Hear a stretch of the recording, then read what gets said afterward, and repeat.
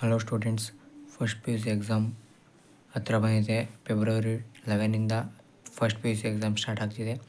ಅದಕ್ಕೋಸ್ಕರ ನಾನು ನಿಮಗೆ ಇವತ್ತು ತಂದಿದ್ದೀನಿ ಬಿಸ್ನೆಸ್ ಸ್ಟಡಿ ಫೈನಲ್ ಎಕ್ಸಾಮ್ಗೆ ಕ್ವಶನ್ ಪೇಪರ್ ತಂದಿದ್ದೀನಿ. This is the most important question. ನಿಮಗೆ 80 ಮಾರ್ಕ್ಸ್ ಇರುತ್ತೆ ರೈಟಿಂಗು, 20 ಮಾರ್ಕ್ಸ್ ಇಂಟರ್ನಲ್ ಮಾರ್ಕ್ಸ್ ಇರುತ್ತೆ.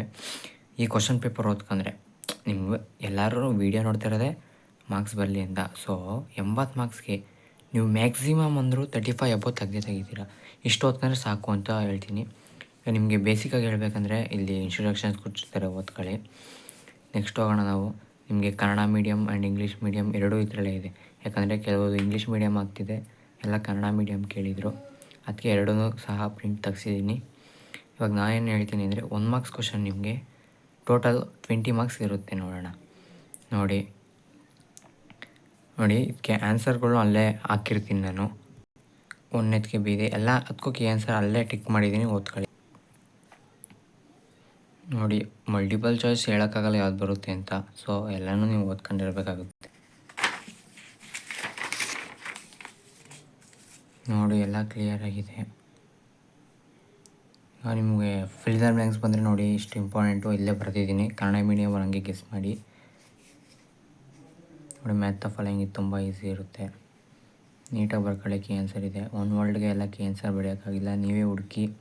ನಿಮಗೆ ಇನ್ನೂ ಸಜೆಷನ್ಸ್ ಬೇಕಂದರೆ ಕಮೆಂಟ್ ಮಾಡಿ, ಆನ್ಸರ್ ಹುಡ್ಕೋಕ್ಕೆ ಟ್ರೈ ಮಾಡ್ತೀನಿ.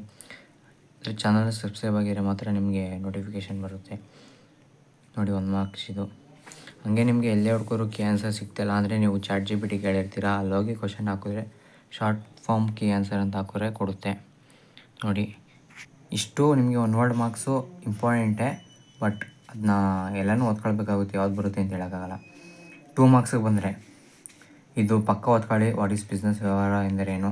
2 ಮಾರ್ಕ್ಸ್ ಅವೆಲ್ಲ ಓದ್ಕೊಳ್ಳಿ, ನಿಮಗೆ ಇದರಲ್ಲಿ ಬಂದೇ ಬರುತ್ತೆ. ಇಲ್ಲಿ ಇರೋವೆಲ್ಲ ಇಂಪಾರ್ಟೆಂಟ್ ಅಂತ ಹೇಳೋಕ್ಕೆ ಹೇಳ್ತೀನಿ. ನೋಡಿ, ಎಲ್ಲ ಕ್ಲಿಯರಾಗಿದೆ, ನೀಟಾಗಿ ಓದ್ಕೊಳ್ಳಿ. ಮೇಯ್ನಾಗಿ ಕನ್ನಡ ಮೀಡಿಯಮ್ ಅವ್ರಿಗಿಂತ ಇಂಗ್ಲೀಷ್ ಮೀಡಿಯಮ್ ಅವರು ಸ್ವಲ್ಪ ಟಫ್ಫೇ ಇದು ಸ್ವಲ್ಪ. ಆದರೆ ಓದಿದ್ರೆ ಯಾವುದೂ ಟಫ್ ಅಲ್ಲ. ನೋಡಿ, ಕನ್ನಡ ಮೀಡಿಯಮ್ ಅವರು ಒಂಥರ ಕತೆ ಪುರಾಣ ಥರ ಬರೆದ್ರೂ ಸ್ವಲ್ಪ ಆಗುತ್ತೆ. ಆದರೆ ಇಂಗ್ಲೀಷ್ ಮೀಡಿಯಮ್ ಹಂಗೆ ಆಗೋಲ್ಲ. ನಮಗೂ ಎಕ್ಸ್ಪೀರಿಯೆನ್ಸ್ ಆಗಿದೆ, ಅದರಿಂದನೇ ಯೂಟ್ಯೂಬ್ ಚಾನಲ್ ಸ್ಟಾರ್ಟ್ ಮಾಡಿರೋದು.